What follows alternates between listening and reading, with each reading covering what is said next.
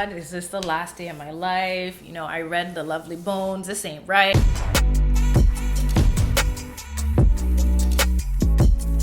Hey, it's A back on your screen with another one. Hope you're all well. In this one, we're gonna do a short story time. The last ones have been kind of lengthy, so let's just keep this one short and sweet. As the title tells, you know what this one's gonna be about. The time I was almost kidnapped. Things that I just never thought I would say. This happened to me when I was a teenager. So as you guys know, I live in Toronto, but there was a time I try to forget, that I used to live in a city called Brampton. The analytics tell me that most of you guys are American, so you have no idea what Brampton is. But it's a city that's about 45 minutes if you drive out of the 6. But I don't drive. Even though at this time I wasn't legally blind, I was learning how to drive, so I wasn't really allowed to drive. So because of that, it'd be about an hour and a half to 2 hours, sometimes 2.5 hours on a bad day to get home from school or work. Everything was downtown Toronto for me. School, work, friends, life. All I did in Brampton was sleep, reset, repeat.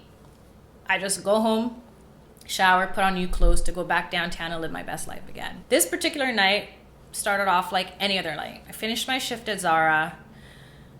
Then I went on the TTC, Toronto Transit, to get to Union Station. Union connects via the GO Transit to Brampton. And from Brampton, there's 2 buses or 3 buses to go home. It wasn't even that late. It was definitely after 10, but before 11. The good thing about Brampton Transit, that's another sentence I never thought I would say, you can count and rely on them to be on time. If they say they're coming at 8:01, they're coming at 8:01. So this particular day, I look at the time and I'm like, shoot, did I just miss one? So I don't know if I just missed one or this is the one day out of the year that one didn't come, because it wasn't like one came 5 minutes late. Maybe it came a minute early, but I'm waiting at this bus stop that is just in the middle of nowhere. There's houses behind me, but all the lights are off because I guess these people go to bed early.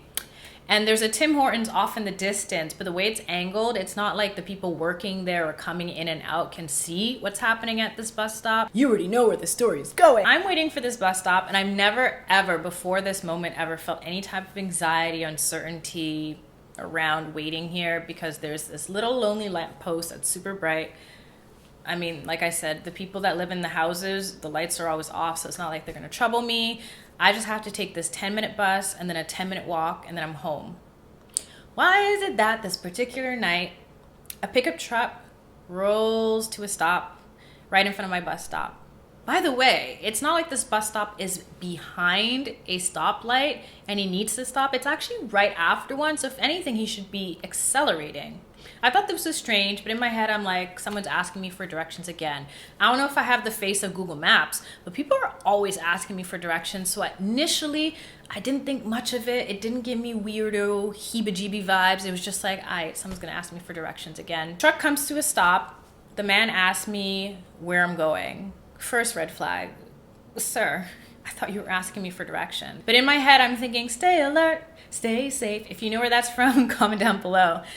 I figure if I show any type of anxiety, uncertainty, with the lights being off in the houses behind me, I don't know if I scream, shout, if they're gonna be woken up, if they're gonna hear, if anyone's gonna come and see.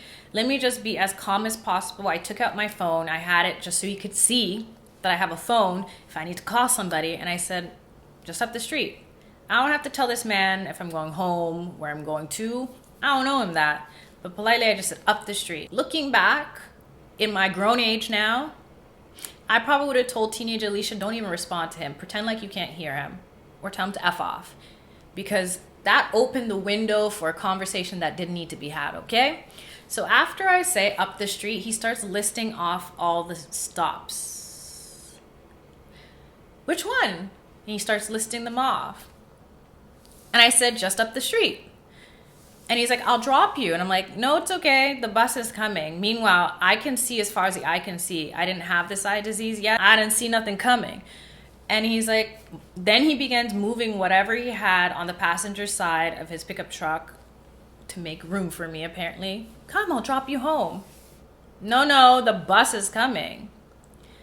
Get in the car. And he starts to take off his seatbelt. I'm like, Lord, is this the last day of my life? You know, I read the lovely bones. This ain't right. I start to take a step back because, of course, him yelling at me aggressively to get in his car is tripping me out. Because obviously, if he feels comfortable yelling, that's because he can tell there ain't no one around to come to my rescue. So I take a step back. Luckily, this bus was not on time. It wasn't early, it wasn't late. This bus came out of nowhere, but it came, shone its lights. He drove off. I got on the bus. I told the bus driver what happened. He said, I'll wait for you when you get off your bus stop. But for me, I have to cross in order to get home. Like, I have to cross in front of the bus stop. I told the bus driver what happened. He asked me if I had the license plate. I said, no, I didn't see it. He said, well, the guy drove off too fast for him to see. And then I called my boyfriend at the time. Stupidest thing I could do. Why didn't I call the police? I should have called the police, said what happened, described the man's face. I don't do any of that. I called my ex, and he's just like, what the hell? And we're talking about it. And because I have him on the phone, when I got off the bus, I felt like it was okay. I'm like, okay, bus driver, it's okay. Tell me why the bus passes by and who's behind the bus. So mind you, he drove off, sped off when I got on the bus. So how did he speed off to come back behind the bus? That's what I want to know. What kind of sorcery is that? So now I'm actually losing it. I get off the phone with my boyfriend. I call my mom. And one thing about Caribbean parents, they're the first to tell you, serve you right. She didn't want me out late at night, working no job, coming home late from school, but I wanted to be independent and whatever. So if you have a Caribbean parent, you know. If you have a friend who has a Caribbean parent, you probably know. She was terrified, but in a Caribbean type of way. She's kind of like, you shouldn't be out there anyway. So I'm talking to her on the way home. And I'm like, oh my gosh, should I be calling the police? I have to walk 10 minutes up the street. I'm not sure if he U-turned, he's looping back, he's creeping. Luckily, the way that I walk home, it's against traffic, so I can see what's coming. It's not like someone can roll up to me. But those are the most terrifying 10 minutes. By the way, my mom doesn't drive, because I'm sure a lot of you are thinking, why don't she come out and meet you at the stop and pick you up? She doesn't drive. So I get home, a whole heap of cussing, okay? Because I shouldn't be out late. Even though I'm working a job, it's not like I'm out here doing things that I shouldn't be doing. Like, I'm working to pay for school. Ever since that time, anytime that I finish work, school, ripping and running the 6 downtown late, once I got to the Brampton GO Transit, my mom paid the $20 or $30 cab for me to get home. And that was like 3-4 times a week. Obviously, I've moved on from that. And obviously, we live in the era of Uber now. So there's a lot of ways to be safer. But I wanted to share this story because, I don't know, in the month of November, you know, I'm on with these story time. That was a real close call. I'm sure there's stories that go way left that start off the same way. So women, when you're out, don't have your AirPods, your headphones on high. Back then, I was a typical teenager. I was blasting my beats so loud that you can't really tell what's going on around you. Luckily for me, I was aware enough to see the car coming close, and I think I should have handled it better. At the same time, when you're in a state of shock and things are unfolding, like, I can't judge past me, but at the same time, learn from me is all I'm trying to say. When you're in these type of situations, I know my phone wasn't good enough back then to take a picture of him driving off or him or whatever, but there's things you can do to make sure that you're secure in a situation, like not being at a lonely lamppost bus stop at 10 o'clock at night. Because of that, and also because I'm blind, I don't listen to anything on level high. I need to be aware of my surroundings since I can't rely on my sight as much as I used to, and also because of that situation. So I listen to my pods and my music pretty low. Even with the noise cancellation, I have it barely to, I don't blast it anymore is what I'm trying to say, because I'm always just, I'm not traumatized, because if I was, I wouldn't leave my house. And if you see the vlogs, you know I live that nightlife. But ever since then, I don't play in these streets, okay? Because if you see the OOTDs, you see what kind of frame I'm working with, and he could have snatched me up real quick. So your girl doesn't play, and neither should you. So I hope that you guys enjoyed this story time. If you have a similar story, I really hope you don't have a similar story. If you do, share it down below, as well as your tools or tactics to staying safe, ladies. And also, if you want to hear more of my not so scary, but also equally disturbing story times about being on the subway, heading to the West End.